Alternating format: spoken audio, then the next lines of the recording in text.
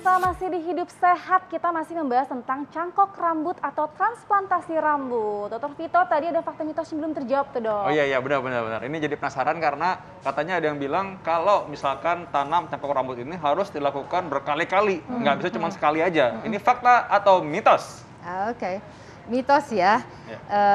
Untuk cangkok rambut bisa dilakukan hanya sekali saja. Jadi tergantung luasannya berapa luas yang akan kita tanam, itu selesai sekali-sekali aja. Kecuali kalau mamanya jumlah rambut yang di belakang itu kurang. Makanya kita kerjakan sekali dulu, nanti diulang lagi 1 tahun untuk ambil lagi, untuk dipindahkan.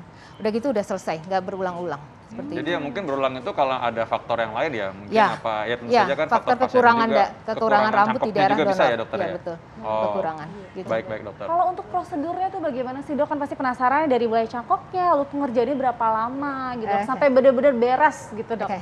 Nah, memang banyak sih ya teknik-teknik transplantasi rambut ini, tapi yang kami kerjakan adalah tekniknya DHI, Direct Hair Implantation.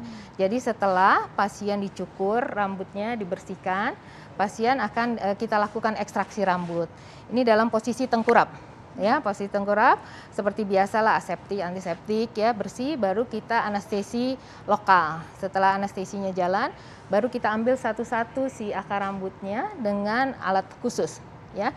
Setelah jumlah rambut yang kita inginkan cukup, pasien istirahat dulu sekitar setengah jam untuk makan siang, untuk sholat ya. Dan setelah break setengah jam, kembali lagi ke ruangan untuk ditanam. Ya, ditanam sesuai dengan desain yang kita gambar sebelumnya. Jadi rambut yang foliker yang isinya 3, saya mau taruh di mana, isi 2, isi 1. Jadi itu ada polanya yang harus ditanam sehingga nanti tumbuhnya densitas atau kerapatannya mirip seperti rambut yang sebelumnya. Nah, setelah itu beres, pasien pulang. Hari besoknya kembali untuk buka perban untuk cek ada infeksi, ada perdarahan dan sebagainya. Hari ketiga kembali lagi untuk cuci rambut dan diajarkan untuk cara bersihkan rambutnya. Oke, setelah itu baru kontrol di minggu kedua, di bulan pertama, setelah itu PRP tiap 1 bulan. Oke, Gitu. dokter. Dan banyak juga nih, Dok, orang-orang yang melakukan cangkok rambut itu di luar negeri, contohnya di Ya. Turki gitu ya. Ya. Nah, kalau misalkan mereka pulang ke Indonesia, itu Ya. apakah ada perawatan lanjutannya, Dok? Iya, itu yang saya bingung juga ya. Kalau mamanya kita habis melakukan tindakan, sebenarnya seharusnya kan harus ada prosedur untuk kontrol. Ya, ketika itu terjadi infeksi nanti gimana? Ketika dia tidak berhasil tumbuh seperti apa?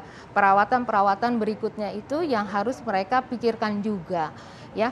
Karena ini kan fragile ya, selama 1 bulan itu rambutnya masih fragile. Jadi kan harus kita tetap kontrol juga, seperti itu.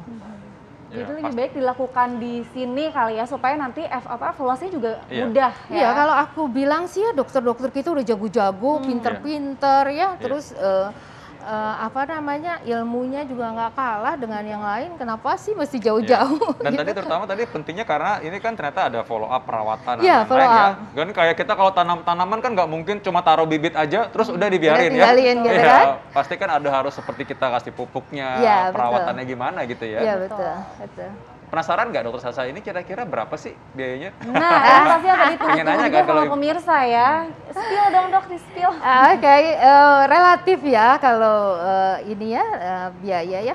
Biasanya kita tergantung luasannya aja ya. Makin dia luas dia makin besar biayanya. Kayak tanah ya dokter Sasa ya? Ya, Ya gitu. luas-luasannya Karena ya, kita Dok, ya. ngerjainnya Tergantung hampir luasnya 8 berapa. jam loh itu. Kan sekarang ada tanah virtual tuh, ada rambut tapi- virtual tapi- nggak? tapi- Ada filter. Ya. Prosedurnya sampai 8 jam loh, lama Iya, sekali 8 ya, jam. Dokter Lama ya. ya. Gitu. Iya. Sampai puluhan juta berarti ada, Dok ya? Iyalah. Oh, Apa ya? Tapi bagi orang-orang yang mungkin merasakan bahwa ini merupakan Iya. mungkin dukungan psikologis ya, punya Iya, rambut percaya yang diri baik ya. atau mungkin kepercayaan diri. Kadang-kadang juga bagi orang yang mungkin ngelamar pekerjaan, bagi Iya, dia itu betul. juga menunjang kinerja dia gitu Betul, kan. betul, Apalagi betul. mungkin orang yang mesti harus di depan umum, depan publik. Betul, Jadi betul. sebenarnya mungkin puluhan juta itu tadi relatif jadi ya, Betul, relatif betul. apakah emang keperluannya gitu, memang ya Iya. mungkin saja nggak apa-apa Iya. bagi dia ya. Iya, Wow, karena menarik penampilannya kan sekali. jadi lebih baik Iya. ya. Baik, nah sekarang mungkin tipsnya kali ya bagi orang yang mungkin kepikiran nih kalau mungkin transplantasi rambut tuh gimana ceritanya ya? Mungkin tips singkatnya gimana? Oke, transplantasi rambut itu tidak seperti dibayangkan sama banyak orang ya. Ini bukan operasi kok. Kita hanya memindahkan akar rambut dari belakang ke depan saja. Jadi kalau rambut donornya masih cukup, masih bagus, segera lakukan.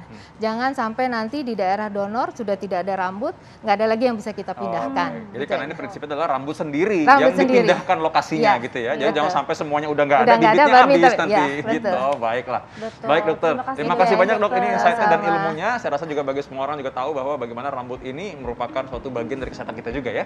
Betul. Oke. Nah, pemirsa kita masih akan berbagi informasi lainnya nih. Jadi tetap saksikan Hidup Sehat mulai dari hari Senin sampai hari Jumat pukul 9 sampai jam 10 pagi live di TV One. Waktu Indonesia Barat. Ya. Baik, saya Dr. Vito Damai. Saya Dr. Sabrina Raisa. Indonesia, hidup sehat.